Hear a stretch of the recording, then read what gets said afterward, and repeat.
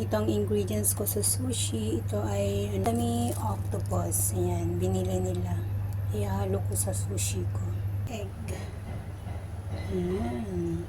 Tapos yan, cucumber, hot dogs, and crab meat. Ayan, lagyan natin ito.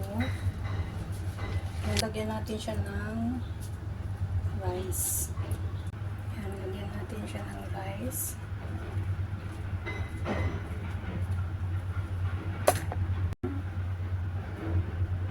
Sausage ng egg.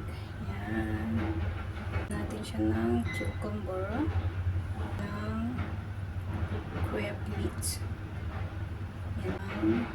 Seaweed octopus. Then after that, lagyan natin sa taas ng kanin. Yan. Ganito muna natin siya. Medyo diinan natin para mag-ano siya, mag-form siyang circle. Ganyan.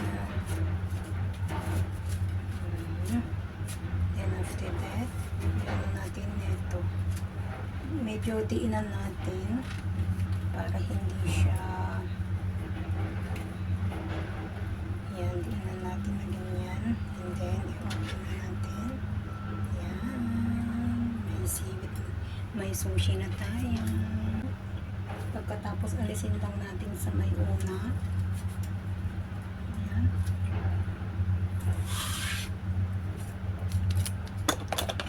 Ayan.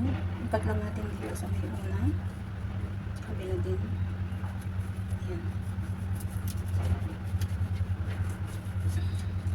Tapos ikat lang siya sa kung anong gusto mo lagyan.